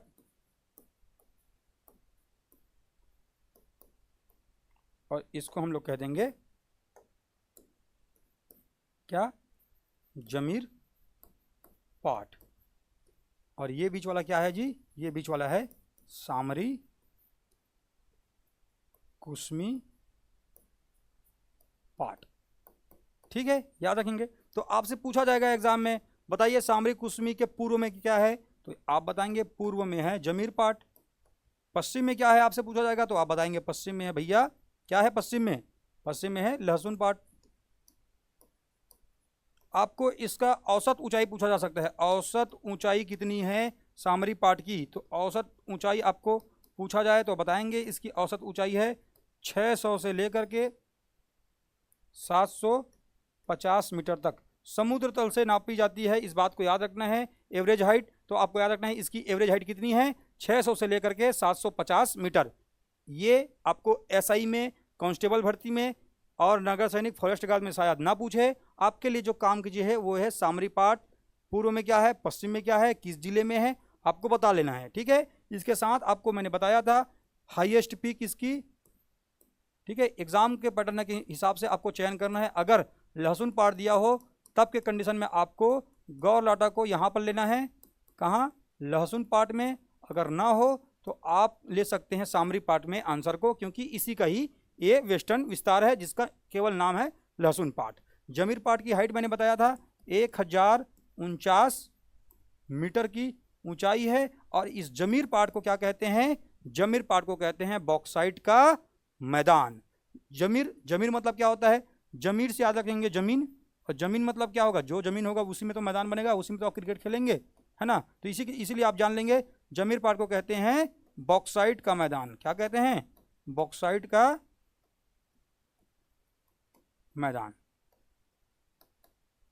ठीक है, एग्जाम में पूछा जाएगा बॉक्साइट का मैदान किसको कहते हैं, आप कहेंगे बॉक्साइट का मैदान कहा जाता है जमीर पाट को। इतनी बातें आपको याद रखनी है, किसके बारे में, सामरी पाट के बारे में, जिसको ऊपर घाट कहते हैं। ठीक है, और इसकी एवरेज हाइट के बारे में। इसी के अंतर्गत कुछ पुस्तकों में खुरिया पठार और जसपुर पठार को लिखा हुआ दिखाई देगा, लेकिन एल.एन. वर्मा सर की किताब में कहीं पर भी उसको एकदम इसका पार्ट नहीं बताया गया है, इसलिए मैं आपको नहीं बता रहा हूँ, क्योंकि उसी के अंतर्गत कुछ पहाड़ियों का नाम दिया हुआ है, बुर्जुडी, है ना, साथ साथ उसके अंतर्गत बुर्जुडी दिया हुआ है, और दिया हुआ है क्या, आप देखेंगे बुर्जुडी के साथ साथ आपको दिखाई देता है भंवर पहाड़ के साथ तेंदुपाट। तो ये सभी चीज़ें उसमें दी हुई है, लेकिन वो आपके काम की नहीं है। आपके लिए जो काम की चीज़ें वो मैंने यहाँ पर आपको बता दिया है। ठीक है जी, इतनी बातें आपको याद रखनी है। सामरी पाट जिसको आप ऊपर घाट के नाम से जानते हैं। ठीक है, चलिए बढ़ें क्या आगे। अब किसी भी पार्ट रीजन के बारे में आपसे कोई प्रश्न पूछे कि पार्ट रीजन में क्या खनिज मिलेगा, पूछ देगा। देखिए मैंने यहाँ पर क्या बताया, जसपुर सामरी पार्ट के लिए बताया है यहाँ पर क्या खनिज, बॉक्साइड। मैंने यहाँ पर क्या बताया है, स्थलाकृति जसपुर सामरी पार्ट के लिए सीढ़ीनुमा। तो आपको सब जगह अलग अलग लिखने की आवश्यकता नहीं है। किसी भी पार्ट रीजन की विशेषता यही होगी, वहां पर लेटेराइट मृदा पाई जाएगी, खनिज के लिए है ना, वहां पर दक्कन ट्रैप का चट्टान पाया जाएगा, खनिज में बॉक्साइड मिलेगा, सीढ़ीनुमा आकृति होगी। ठीक है, वो चारों ये जो चारों पॉइंट जो मैंने यहाँ पर लिखा है वो सभी पार्ट प्रदेश के लिए लागू होने वाले हैं, समझ रहे हैं। तो आपको अलग से उनको लिखने की आवश्यकता नहीं है, यहाँ पर नोट्स को भरने की आवश्यकता नहीं कि इसकी आकृति भी सीढ़ीनुमा होती है, लेटेराइट मृदा पाई जाती है। ठीक है, ये आप अपने समझने के लिए लिख सकते हैं ताकि बार बार आप रिवीजन कर सकें, लेकिन आपको क्या करना है, आपको इस बात को अपने दिमाग में बैठा लेना है। पार्ट प्रदेश है, बॉक्साइड मिलेगा, दक्कन ट्रैप मिलेगा, लेटेराइट मृदा मिलेगी, बागानी फसल यहाँ पर होगी। ठीक है, चलिए बढ़ते हैं आगे। जसपुर पार्ट देखते हैं, जिसको आप लोग नीच घाट के नाम से जानते हैं। किसके नाम से जानते हैं, नीच घाट। नीच घाट क्यों कहते हैं भैया, तो नीच घाट क्यों कहते हैं, इसका क्षेत्रफल, हाँ देखिए एक पॉइंट छूटा हुआ था, क्षेत्रफल। इस बात को हम लोग लिख सकते हैं भाई, क्षेत्रफल। क्षेत्रफल कितने क्षेत्रफल में इसका विस्तार है, अगर कोई पूछे सामरी पार्ट प्रदेश का, तो आपको याद रखना है, बहुत आसान है, 2 2 2 उसके बाद 5 वर्ग किलोमीटर, 2225 वर्ग किलोमीटर में आपको विस्तार दिखाई देगा सामरी पाठ का, जिसको आप क्या कहते हैं, ऊपर घाट। अब नीच घाट की ओर जा रहे हैं, जिसको आप लोग जसपुर पाठ कहते हैं। और जसपुर पाठ के बारे में देखेंगे, सबसे पहले देख लेते हैं क्षेत्रफल। क्षेत्रफल क्या है इसका, अगर आपसे कोई पूछे, बहुत आसान है, 4 और 4 ऐसे लिख दीजिएगा, फिर बीच में आपको लिख देना है 30। 4304 वर्ग किलोमीटर में है विस्तार किसका, जसपुर पाठ का। और जसपुर पाठ के बारे में आपको क्या बात याद रखना है, जसपुर पाठ के बारे में 4304 वर्ग किलोमीटर। औसत ऊंचाई क्या याद रखेंगे, औसत ऊंचाई। औसत ऊंचाई आपसे कोई पूछे तो आप बताएंगे औसत ऊंचाई कितनी है, 275 से लेकर के 500 मीटर तक। कितनी है, 500 मीटर तक की एवरेज हाइट है किसकी, जसपुर पाठ प्रदेश की, आपको याद रखना है। इसीलिए अगर आप देखेंगे संपूर्ण पाठ प्रदेश में इसकी एवरेज हाइट सबसे कम है, इसीलिए इसको क्या कहा जाता है, इसको कहा जाता है निचला घाट या नीच घाट या नीची घाट। ठीक है, आपको याद रखना, कारण क्या है आपको मैंने बता दिया। ठीक है, क्षेत्रफल के अकॉर्डिंग आप देख पा रहे होंगे, वो जो ऊपर आपने ऊपरी घाट देखा है उसका 2225 वर्ग किलोमीटर में था, इसका 4304 वर्ग किलोमीटर में है। इसीलिए ये सबसे बड़ा व सबसे लंबा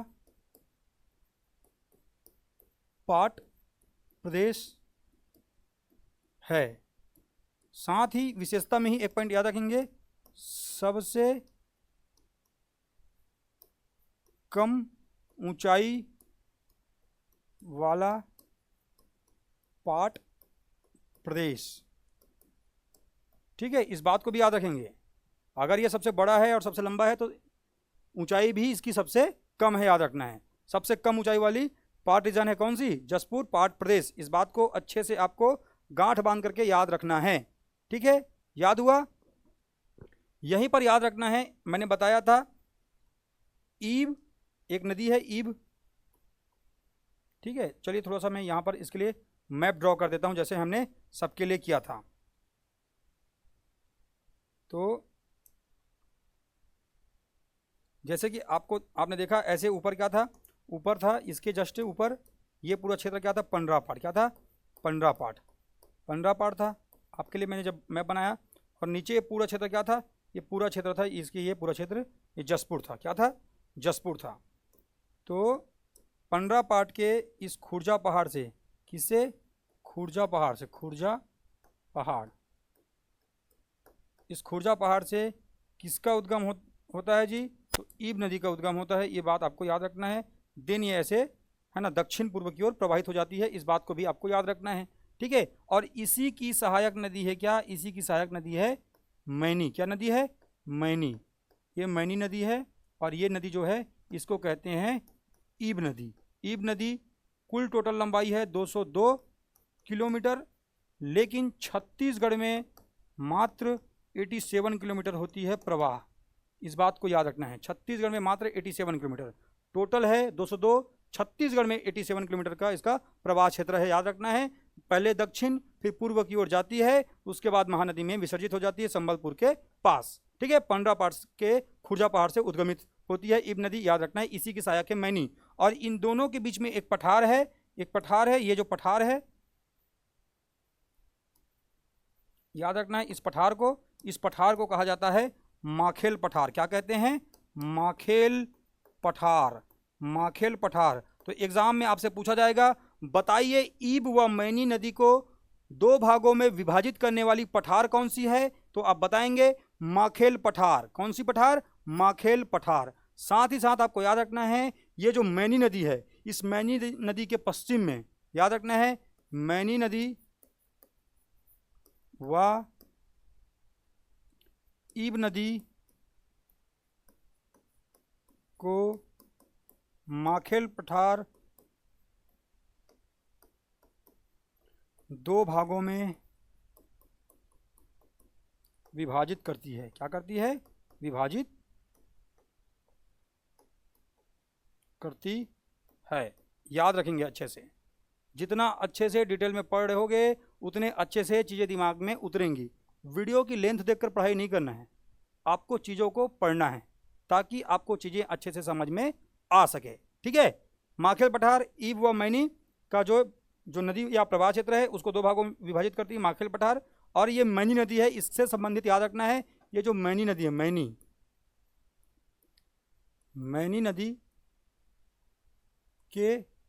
मैनी नदी जसपुर के पश्चिमी क्षेत्र में, क्योंकि ये जो पश्चिमी क्षेत्र होगा ना, इधर से ऐसे प्रवाहित हो रही है, तो इसके इस क्षेत्र में, पश्चिमी क्षेत्र में छोटी छोटी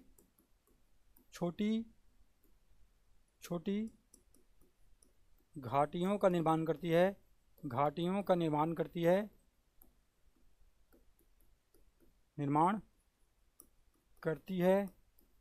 और इसे ही क्या कहते हैं? इन घाटियों को, छोटी घाटियों को क्या कहते हैं? कहते हैं काकिया। क्या कहते हैं? काकिया। तो आपसे एग्जाम में पूछा जा सकता है, काकिया क्षेत्र का संबंध किससे है? आप बताएंगे काकिया क्षेत्र का संबंध जसपुर पाट से है, और जसपुर पाट में काकिया क्षेत्र क्या है? मैनी नदी जसपुर के पश्चिमी क्षेत्र में छोटी छोटी घाटियों का निर्माण करते हैं, और इसी घाटियों को कहा जाता है काकिया। क्या कहते हैं? काकिया। तो याद रखना है जसपुर पाट के बारे में, नीच घाट के बारे में, और इसी जसपुर में आपको याद रखना है जसपुर के तपकरा वाले क्षेत्र में ये जो ईब नदी जो प्रवाहित होती है, यहीं कहीं पर आपको जसपुर में देखने को मिलेगा तपकरा। क्या मिलता है? तपकरा। बता दें थोड़ा सा आपको इसके बारे में भी, क्योंकि एग्जाम में यहां से भी प्रश्न बनेंगे। ठीक है, ये जो ईब नदी ऐसे प्रवाहित हो रही थी, नदी रक्ताब नहीं है भाई, ठीक है, ऐसे ईब नदी प्रवाहित हो रही थी। अभी आपने देखा इसकी सहायक नदी आ रही थी ऐसी मैनी। ठीक है, थोड़ा सा टाइम और लगेगा तो ड्रॉ कर ही लेते हैं।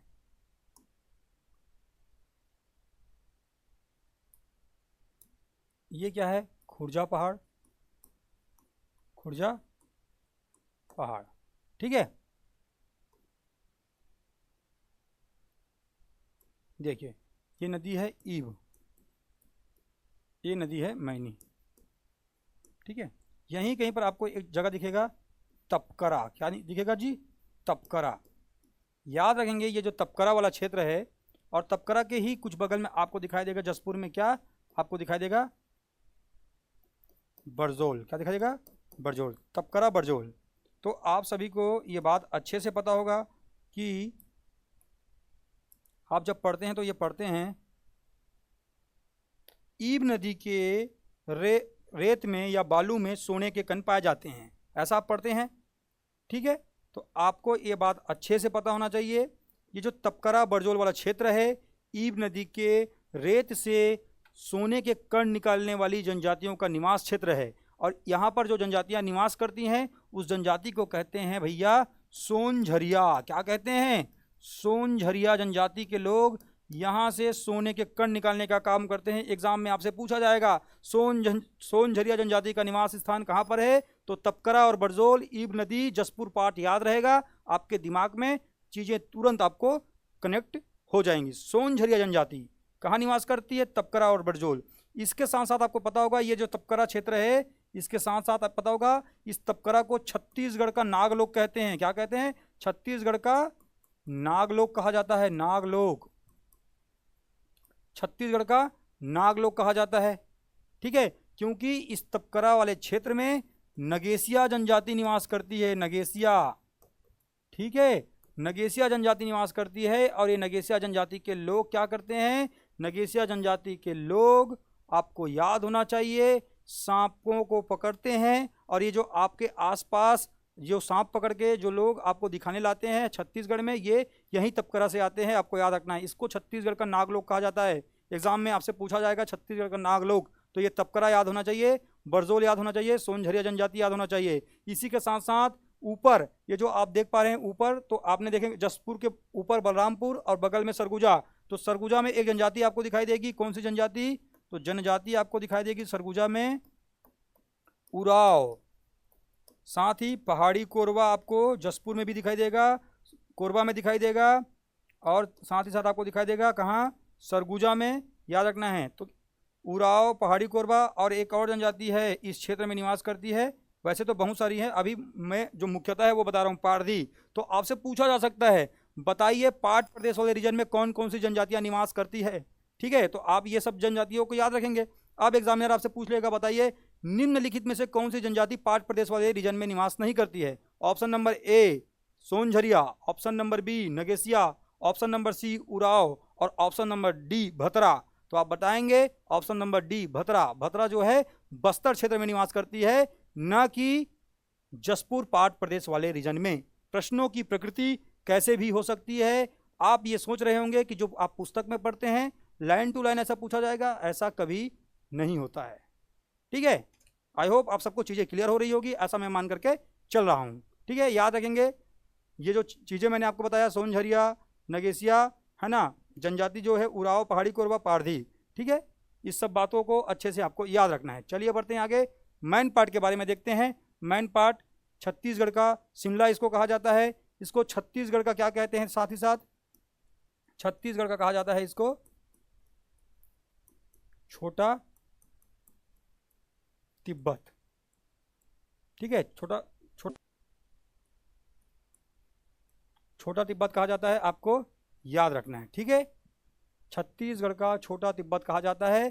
क्यों, क्योंकि 1962 में, है ना, इंडो चाइना वॉर के बाद जो तिब्बती शरणार्थी थे उनको यहाँ ला करके बसाया गया था छत्तीसगढ़ के मैनपाट में, जो कि सरगुजा जिले में स्थित है। और इस क्षेत्र के बारे में आपको याद रखना है, छत्तीसगढ़ का छोटा तिब्बत कहा जाता है। 1962 में यहाँ तिब्बती शरणार्थियों को ला करके बसाया गया था। एक बार एग्जाम में 1962-63 लिखा हुआ था, इसीलिए पुस्तकों में आपको 62-63 दिखता है। ठीक है, वास्तव में 1962 में ही बसाया गया था, इसको याद रखना है। छत्तीसगढ़ का छोटा तिब्बत, साथ ही साथ छत्तीसगढ़ का सबसे निम्नतम ताप वाला, निम्नतम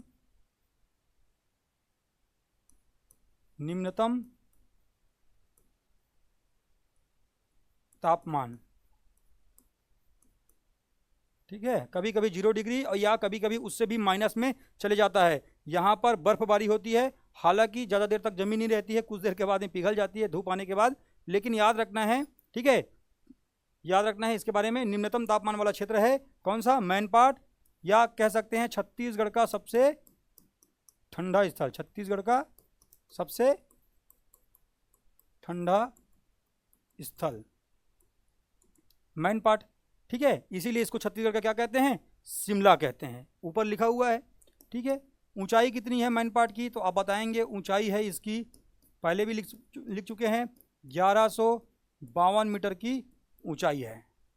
ठीक है, 1152 मीटर की ऊंचाई है, इस बात को आपको याद रखना है मैनपाट की। मैनपाट के बारे में याद रखेंगे, ये जो मैनपाट आप देखते हैं, है ना, छत्तीसगढ़ का शिमला कहा जाता है। ऊंचाई इतनी है, कितनी, 1152 मीटर। यहाँ से कुछ नदियों के उद्गम में आप देखेंगे तो मैनपाट से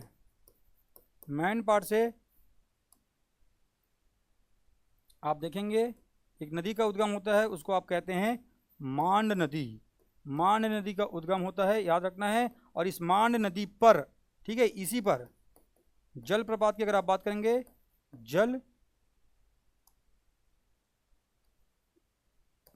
प्रपात की अगर आप बात करते हैं तो आप पाएंगे जलप्रपात कौन सा है, तो इसमें है सरभंजा वाटरफॉल। सरगुजा जिले में मांड नदी पर कौन सा वाटरफॉल है, अगर आपसे कोई पूछे सरगुजा जिले में ही है ना, तो आप कहेंगे सरगुजा जिले में मैनपाट से उद्गमित मांड नदी पर सरभंजा वाटरफॉल है। इस बात को आपको याद रखना है। छत्तीसगढ़ का शिमला 1962-63 में यहीं पर तिब्बती शरणार्थियों को लाकर बसाया गया था, इसलिए इसको छत्तीसगढ़ का छोटा तिब्बत कहा जाता है। सबसे कम यहाँ पर आपको तापमान मिलेगा, ठीक है। इस बात को भी आपको अच्छे से याद रखना है। याद हुआ क्या? बढ़े आगे, याद रखते हैं, ठीक है। चलिए थोड़ी सी कुछ बातों को देख लेते हैं। मैप यहाँ पर मैं थोड़ा सा बना देता हूँ इसके बारे में, मैनपाट के बारे में। देखिए ये आप देखेंगे थोड़ा सा, ये है, इसको आप लोग मान के चलेंगे ये क्या है, मैनपाट। क्या है? मैनपाट। मैनपाट मान लेंगे। और इसी मैनपाट से अभी मांड नदी का उद्गम मैंने बताया था, इस पर सरभंजा वाटरफॉल है, ये हमने देखा था, ठीक है। इसके दक्षिण में क्या है, इसके उत्तर में क्या है, इसके पूरब में क्या है, ये अगर आपसे कोई पूछे तो इधर उत्तर की ओर आप सभी को पता होगा, इसी के बगल में, मैनपाट के बगल में आपको छुरी मातृंगा की पहाड़ी दिखाई देगी। और छुरी मातृंगा की पहाड़ी से एक नदी उद्गमित होती है जिसको कहते हैं रिहन नदी, और रिहन की सहायक है घुनघुट्टा। क्या नदी है? घुनघुट्टा। तो ये घुनघुट्टा नदी इसके उत्तर से प्रवाहित होती है मैनपाट के। दक्षिण में छुरी उदयपुर की पहाड़ी है कोरबा जिले में, उदयपुर की पहाड़ी है इसके दक्षिण में। इस बात को भी आपको याद रखना है। इधर भी आपको पहाड़ दिखाई देगा और इधर भी इसके पहाड़ आपको दिखाई देंगे। इसका विस्तार थोड़ा सा अगर आप देखेंगे, विस्तार तो सरगुजा जिले में तो है, तो सरगुजा जिले के साथ साथ आपको थोड़ा सा इसका विस्तार दिखाई देता है। कहाँ पर? थोड़ा सा हल्का सा धर्मजयगढ़, जो कि रायगढ़ में पड़ता है, धर्मजयगढ़ वाले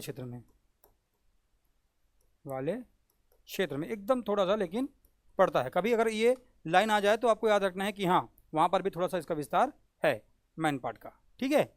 ये जो पहाड़ियाँ हैं, क्योंकि पहाड़ियों को तो आप रोक नहीं सकते हो, है ना, तो थोड़ा सा विस्तार कहाँ पर है, रायगढ़ जिले में भी आपको दिखाई देगा।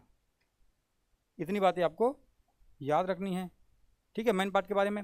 अब इस क्षेत्र में अगर आप जाएंगे तो आपको अलग अलग प्रकार के वाटरफॉल दिखाई देंगे, एडवेंचर जोन दिखाई देंगे। तो एडवेंचर जोन की अगर बात करते हैं, एडवेंचर जोन, तो आपको मालतीपुरी और परपटिया नामक एडवेंचर जोन आपको यहाँ पर दिखाई देगा। परपटिया और मालतीपुरी नामक आपको यहाँ पर दिखाई देगा एडवेंचर जोन। यहीं पर आपको गुफाओं की अगर आप बात करेंगे तो रकामाड़ा, भालूमाड़ा, है ना, बंदरकोट जैसे गुफाएं आपको दिखाई देंगी। जैसे कि देखते हैं गुफाएं की अगर हम बात करते हैं, गुफाएं तो आपको दिखाई देगा रकामाड़ा। माड़ा का मतलब ही गुफा होता है, ठीक है। रकामाड़ा, बंदरकोट, भालूमाड़ा,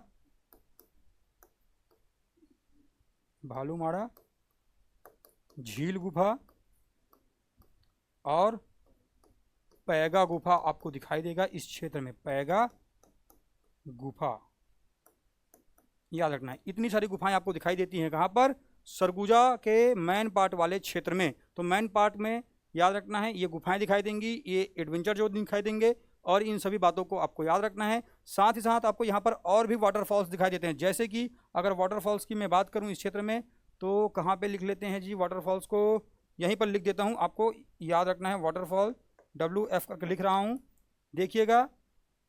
सबसे पहले तो आपको दिखाई देगा यहाँ पर टाइगर पॉइंट, महादेवमुरा नदी पर टाइगर पॉइंट। फिर आपको दिखाई देता है फिश पॉइंट। आप जब जाएंगे तो यहाँ पर दिखेगा फिश पॉइंट, जिसको मछली पॉइंट कहते हैं, फिश पॉइंट, ठीक है। फिर मेहता पॉइंट दिखाई देगा, फिश पॉइंट, और मेहता पॉइंट है यहाँ पर, मेहता पॉइंट नामक वाटरफॉल है। इसके बाद यह है यहाँ पर क्या है जी, देव प्रवाह झरना या वाटरफॉल, ठीक है। तो tiger point, fish point, Mehta point, Dev Pravah, इतनी बातें आपको याद रखनी है। इस क्षेत्र में ठीक है। इसके साथ साथ आपको याद रखना है ये जो क्षेत्र है, ये जो क्षेत्र आप देखते हैं यहाँ पर चूंकि तिब्बती शरणार्थी रहते हैं, तो आपको पता होना चाहिए जो तिब्बती लोग हैं किसकी पूजा करते थे। तो आपको पता होगा ये सभी लोग बौद्ध धर्म के अनुयायी थे। तो यहाँ पर आपको बौद्ध धर्म से संबंधित बहुत सारी चीज़ें आपको दिखाई देंगी। बौद्ध धर्म का प्रभाव आपको छत्तीसगढ़ के किस क्षेत्र में दिखाई देता है, अगर आपसे कोई पूछे तो आप बताएंगे इसी जगह में, क्योंकि यहाँ पर हम लोगों ने तिब्बती शरणार्थियों को बसाया है। तो बौद्ध धर्म वाला संकेंद्रण छत्तीसगढ़ के मैन पाट वाले क्षेत्र में मिलता है। मैं खुद गया था, देख के आया हूँ उनकी संस्कृति को, ठीक है, अपनी इन्हीं 4 आंखों से। ठीक है, आपको याद रखना है, अच्छे से याद रखना है। ठीक है, तो इतनी बातें आपको याद रखना है मैन पाट के बारे में। आगे बढ़ें क्या? चलिए आगे बढ़ते हैं। तो मैन पाट के बारे में इतनी बातें आपको याद रखनी है। आगे देखिए, लहसुन पाट, ज़मीर पाट, ज़्यादा चीज़ें नहीं जाननी है, इसके बारे में मैं पहले भी बता चुका हूँ। बीच में आपको याद रखना है क्या? बीच में आपको याद रखना है सामरी पाट, और सामरी पाट का ही क्या है? विस्तार है, पाट है। तो ऐसा पहाड़ टाइप का नहीं बनाएंगे, ऐसा इस टाइप से बना लेंगे, तीव्र ढाल वाला सामरी पाट। ठीक है, इसके ईस्ट में आपको दिखता है जमीर पाट, इसके वेस्ट में आपको क्या दिखता है? लहसुन पाट। इतनी ही बातें आपको याद रखनी है। इसकी ऊंचाई 1049 मीटर है, इससे ज़्यादा आपको जानने की आवश्यकता नहीं है लहसुन पाट और जमीर पाट के बारे में। ठीक है, आगे बढ़ते हैं और देखते हैं पंडरा पाट और जारंग पाट के बारे में। तो देखिए पंडरा पाट क्या है, जारंग पाट क्या है। तो पंडरा पाट के बारे में मैंने आपको पहले भी बता दिया है पंडरा पाट क्या है। तो पंडरा पाट के बारे में थोड़ा सा यहाँ पर मैं मैप ड्रॉ कर देता हूँ, क्योंकि इसको हमने चर्चा तो किया था पर इसके बारे में कुछ महत्वपूर्ण बातें हैं। जैसे कि ये बलरामपुर जिला का बॉर्डर था, उसके बाद में ये आपका हमने देखा था क्या था? जसपुर था, नीचे ऊपर बलरामपुर था, ये बलरामपुर जिला था, ये नीचे जसपुर जिला था। और इसी जसपुर जिले में मैंने आपको बताया, तो ये जो क्षेत्र था, ये जो क्षेत्र था, ये पूरा क्षेत्र को मैंने बताया था क्या? इसको बताया था पंडरा पाट। क्या कहा था? पंडरा पाट। और पंडरा पाट के बारे में आपको याद रखना है, इसकी ऊंचाई कितनी है? 1123 मीटर। पहले भी बता चुका हूँ 1123 मीटर की ऊंचाई है। ठीक है, और यहीं पर आपको याद रखना है पंडरा पाट के ऊपर यहाँ पर एक चोटी है, इसको कहते हैं बखोना चोटी। क्या कहते हैं? बखोना चोटी। ठीक है,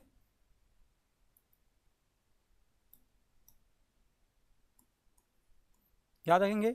और यहाँ पर एक पहाड़ है, अभी अभी कुछ देर पहले मैंने बताया था, इस पहाड़ को कहते हैं खुर्जा पहाड़। ठीक है, खुर्जा पहाड़ कहते हैं। यहीं पर आपको दिखाई देगा जी सन्ना वाला क्षेत्र। क्या दिखाई देगा? सन्ना हिल आपको दिखाई देगा। और सन्ना हिल को ही क्या कहते हैं? छत्तीसगढ़ का स्विट्जरलैंड कहते हैं। छत्तीसगढ़ का स्विट्जरलैंड किसको कहते हैं? सन्ना हिल्स को कहते हैं, जो कि आपको दिखाई देगा कहाँ पर? जसपुर वाले क्षेत्र में। इसी जसपुर क्षेत्र में आपको दिखाई देगा एक क्षेत्र जिसको कहते हैं आप लोग मधेश्वर पहाड़। और मधेश्वर पहाड़ विश्व की सबसे बड़ी प्राकृतिक शिवलिंग है। आपको याद रखना है, एग्जाम में पूछा जाएगा मधेश्वर पहाड़ के बारे में। विश्व की सबसे ऊंची शिवलिंग या प्राकृतिक सबसे बड़ी शिवलिंग कौन सी है? मधेश्वर पहाड़। पूरे पहाड़ को कहा जा रहा है ना, प्राकृतिक रूप से शिवलिंग। याद रखना है, ठीक है, इसी के बारे में। तो याद रखना है यहाँ पर क्या क्या है? खुर्जा पहाड़, पंडरा पाट वाले क्षेत्र में। यहाँ से एक नदी का उद्गम होता है, जिसको आपने क्या कहा है? जिसको आपने कहा था ईब नदी।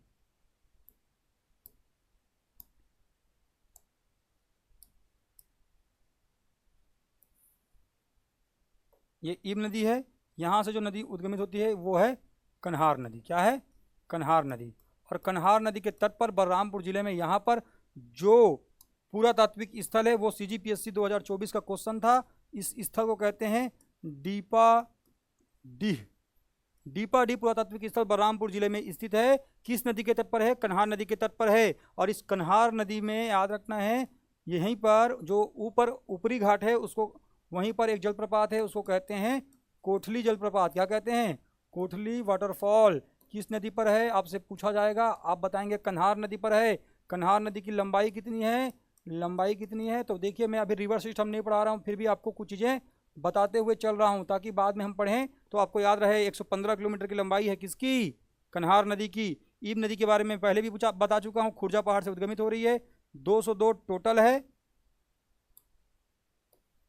पर छत्तीसगढ़ में मात्र 87 किलोमीटर। संबलपुर में महानदी में जाकर के मिल जाती है, दक्षिण पूर्व की ओर बहती है। इसलिए इस जसपुर पाट की ढाल किधर है? अगर आपसे कोई पूछे तो आप बताएंगे दक्षिण पूर्व की ओर है, आप बताएंगे, ठीक है, इस पाट प्रदेश के बारे में।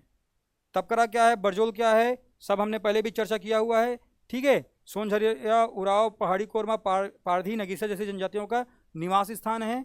इतनी बातें आपको याद रखना है, लेकिन 15 पाठ के लिए जो मुख्यतः याद रखनी थी उस बात को मैंने यहाँ पर आपको बता दिया है, ठीक है। इस बात को याद रखेंगे।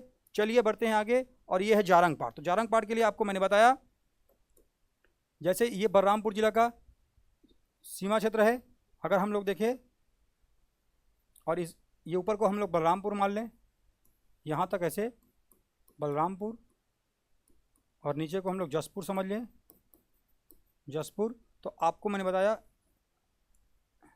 ये पूरा ऐसा सरगुजा है ना, तो सरगुजा के केवल आपको बताया था मैंने, ये ऊपर वाला क्षेत्र है, इस वाले क्षेत्र को हमने क्या कहा था, इस वाले क्षेत्र को हमने कहा था भैया जारंग पाठ। क्या कहा था, जारंग पाठ। और जारंग पाठ का विस्तार आपको मैंने बताया था, थोड़ा सा आपको कहाँ पे दिखाई देता है, एकदम थोड़ा सा ये यहीं पर आपको दिखाई देता है, इसको भी आपको मान के चलना है। तो जारंग पाठ के बारे में याद रखना है, कहाँ कहाँ विस्तार है, तो सरगुजा में तो है ही इसका विस्तार मेनली, लेकिन थोड़ा सा एकदम थोड़ा सा ऊपर में दिखाई देता है बलरामपुर में, ठीक है, बलरामपुर में एकदम थोड़ा सा याद रखेंगे इस बात को, ठीक है। नीचे ये तो मेन पार्ट है, इसके बारे में हमने पूरा पढ़ लिया है, ये वाला क्षेत्र मेन पार्ट में आता है, ठीक है। तो ये रहे जारंग पाठ के बारे में। और जारंग पाठ की हाइट कितनी है, तो आपको कुछ देर पहले मैंने बताया था 1145 मीटर। अब यहाँ की जो सारी ऊंचाइयाँ हैं एक जगह आप लोग सीक्वेंस में लिखेंगे तो आपको पता चल जाएगा कि अगर आपको हाइट्स को भी अगर अवरोही या आरोही क्रम में या घटते बढ़ते क्रम में पूछे, या कम से ज़्यादा की ओर पूछे या ज़्यादा से क्रम की ओर पूछे, तब भी आप इसको सॉल्व कर पाएंगे। इतनी बातें आपको याद रखनी है इस पाठ प्रदेश वाले रीजन वाले चैप्टर से, ठीक है। तो ये रहे आपके मुख्य टॉपिक्स जो आपको जसपुर पाठ प्रदेश से पढ़ना था, और यहाँ से जितने प्रश्न बन सकते हैं मैं ऐसा उम्मीद कर रहा हूँ कि हमने जितना पढ़ा है उससे पूरा कवर हो जाएगा। आपको ज़्यादा और भी पढ़ने की आवश्यकता नहीं है। एसआई, कांस्टेबल, सीजीपीएससी किसी भी एग्ज़ाम में बैठ जाइए, ऐसा आपने अगर पढ़ लिया है तो आप मानिए आपने बेस क्लियर कर लिया है, और जिसका बेस क्लियर है उसका सीजीपीएससी प्रीलिम्स हो या हो मेंस, वो क्लियर होने ही वाला है, ठीक है जी। तो चलिए मिलते हैं अगली क्लास में। अगली क्लास में किसी और एक प्राकृतिक रीजन पे हम लोग चर्चा करेंगे। तब तक आप सबको क्या करना है, तब तक आप सबको स्वस्थ रहना है, अच्छे से पढ़ाई करना है, और सामर्थ्य एकेडमी के इस वीडियो को ज़्यादा से ज़्यादा शेयर भी करना है, लाइक कमेंट करना नहीं भूलना है। और अगर आप पहली बार आए हैं, पहली बार विजिट किए हैं हमारे पास, तो आपको हमारे चैनल को सब्सक्राइब करना भी नहीं भूलना है, ठीक है जी। चलिए मिलते हैं अगली क्लास में, तब तक के लिए जय हिंद, जय भारत, जय छत्तीसगढ़।